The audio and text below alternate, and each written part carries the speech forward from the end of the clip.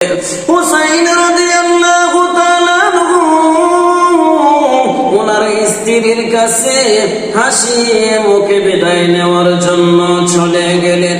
গিয়ে বলেন, রে স্ত্রী, তুমি আমাকে বিদায় দাও, আমি কারবালার ময়দানে যেতে হবে। হুসাইন রাদিয়াল্লাহু তাআলা আনহুর স্ত্রী বলেন, স্বামী আমার, আপনি কারবালার ময়দানে চলে যাবেন, এতে কোনো সমস্যা নেই, কিন্তু আপনার সন্তান 1 মাস 2 দিন হয়ে গেছে, পেটের মধ্যে কোনো খাবার নেই, আমার স্তনের দুধ শুকিয়ে গেছে গো স্বামী, সন্তানকে দুগ্ধ পান করাইতে পারিনি, আমার সন্তান পেটের খিদায় ছটফট করতেছে। ওরে দুনিয়ার ইমানদার আল্লাহর গোলাম হুসাইন রাদিয়াল্লাহু তাআলা আনহু কান্নায় ভেঙে পড়লেন। ওনার স্ত্রী বলতেছে, স্বামী, আপনার সন্তান পানির পিপাসায় জিহ্বা বাহির করে দিয়েছে, পানির পিপাসায় গলা শুকিয়ে গেছে, মেহেরবানি করিয়া আপনি সন্তানের জন্য 1 চামচ পানি পান করাইবার সুযোগ করে দাও। এই কথা শুনিয়া হুসাইন রাদিয়াল্লাহু তাআলা আনহু কান্নায় ভেঙে পড়লেন। ও মুমিন ইমানদার, হুসাইন রাদিয়াল্লাহু তাআলা আনহু আল্লাহর পয়গম্বরের দেওয়া তারিখে ইবনে জারির তাবারির মধ্যে লিখে, আল্লাহর পয়গম্বরের দেওয়া একটি রুমাল ছিল, ওই রুমালটা কোমরের মধ্যে বাঁধলেন, কোমরের মধ্যে বাঁধিয়া হযরত আলী আসগরকে নিয়া ঘোড়ার উপর সওয়ার হইলেন। ঘোড়ার উপর সওয়ার হইয়া ফুরাত নদীর তীরে চলে গেলেন। কোথায় চলে গেলেন ভাই? ফুরাত নদীর তীরে চলে গেলেন। আল্লাহর নবীর নাতে হুসাইন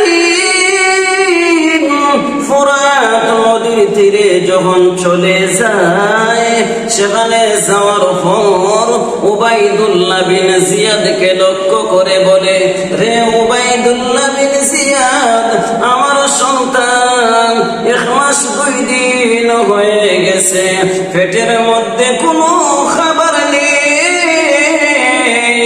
পানির পিপাসায় ছটফট ছটফট করতেছে, জিহ্বা শুকিয়ে গেছে, গলা শুকিয়ে গেছে, জিহ্বা বাহির করে দিয়েছে, তোমরা আমার সন্তানকে 1 ফোঁটা পানি পান করাইবার সুযোগ দাও। ইয়াজিদ বাহিনীর দলেরা তাদের ভিতর পাথরের মতো ভাষাল। আল্লাহর নবীর নাতি হুসাইন এমন ভাবে বলার পরেও ইয়াজিদ বাহিনীর দলেরা তারা তীর নিক্ষেপ করতে শুরু করলো। তীর নিক্ষেপ করিয়া হযরত আলী আসগরের বুকের মধ্যে তীর ঢুকিয়ে দিল। বুকের মধ্যে ঢুকিয়া পিঠের দিকে বাহির হয়ে গেছে। আলী আসগর ছটফট ছটফট করে দুনিয়া থেকে বিদায় হয়ে চলে গেছে। দুনিয়া থেকে যখন চলে যায়, হুসাইন রাদিয়াল্লাহু তাআলা আনহু আলী আসগরকে 2 হাত দিয়া উপরের দিকে উঠাইলেন। রক্ত লাল লাল হয়ে গেল। হযরত আলী আসগর হুসাইন উনার সমস্ত জামা ভরে গেল। হুসাইন রাদিয়াল্লাহু তাআলা আনহু কান্নায় ভেঙে পড়লেন। হযরত আলী আসগরকে নিয়ে যখন তাবুর দিকে রওনা দিলেন, তাবুর কাছে গিয়ে বলেন, রে স্ত্রী, তোমার সন্তান আর জিন্দেগিতে পানি পানি বলে চিৎকার করবে না।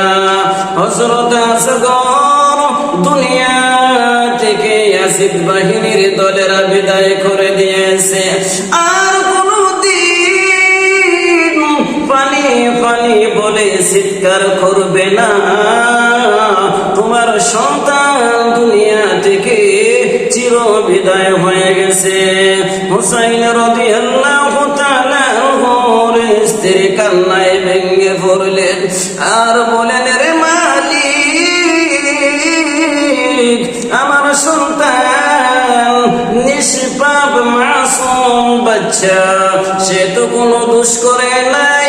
ইয়াসিদ বাহিনীর দলেরা ওই সন্তানকে কেমন করে বিদায় করে দিল, কেমন করে তাকে হত্যা করলো। এভাবে